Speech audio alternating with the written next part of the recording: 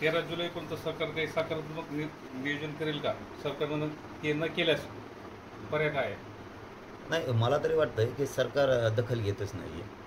कारण ज्या नोंदी निघाल्यात, जे सापडायचे दस्तऐवज तेही शोधत नाहीत, रेकॉर्ड शोधत नाहीत, प्रमाणपत्र द्यायचे बंद केलेत. याचा अर्थ ओबीसीच्या नेत्याचा प्रचंड दबाव सरकारवर आला आहे. त्यामुळे मराठ्यावर 100% अन्याय होणार आहे. हे आता आम्हाला दिसतंय.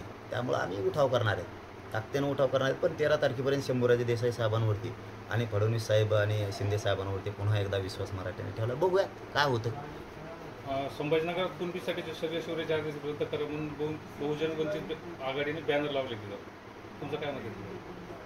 नाही, आता मी नाही बघितलं ते प्रत्यक्ष. आपले पत्रकार बांधव विचारतात काय त्यांनी लिहिलं आहे, काय नाही लिहिलं आहे. त्याबद्दल जे अधिकृत मी बघितलंच नाही, त्याच्यावर बोलण्यात काहीच अर्थ नाही आहे. परंतु सगळ्या सोयऱ्यांची मागणी केली त्यांनी असं कळतंय. कुणबीच्या रद्द करा, कुणबीच्या तर रद्द होतच नाहीत. पण सगळ्या सोयऱ्याची अंमलबजावणी ही होणार आहे 100%. आणि आता वंचित बहुजन आघाडीनं ही का भूमिका घेतली हे माहीत नाही. परंतु प्रत्येकाला अधिकार आहे. निवेदन देण्याचा अधिकार आहे, मागणी करण्याचा अधिकार आहे. लोकशाहीने त्यांना अधिकार दिलेला आहे. त्यामुळे नाराज असण्याचं आमचं काही कारणच नाही. कारण प्रकाश आंबेडकर साहेबांना आम्ही त्यांचा आजही सन्मान करतो, उद्याही करणार आहे. कधी पण कुठं एखादं निवेदन दिलं आहे म्हणून काय भूमिका बदलली, कारण ते इतके स्पष्ट आहेत प्रकाश आंबेडकर साहेब.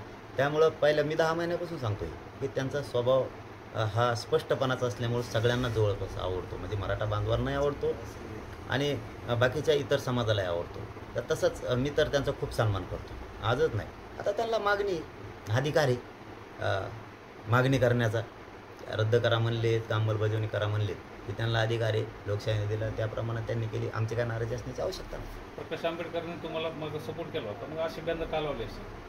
नाही, आता मी काय म्हणलो तेच म्हणलो तुम्हाला की वंचित बहुजन आघाडीने का निर्णय घेतला आहे मला माहीत नाही. त्यांना अधिकार आहे. आणि प्रकाश आंबेडकर साहेबांचा पाठिंबा नव्हता तरी सन्मान करत होता तरीही करत होतो आणि करणार आहे. म्हणजे जाहीर सांगतो, स्पष्ट सांगतो. कारण मी पहिल्यापासून स्पष्टच बोलतो.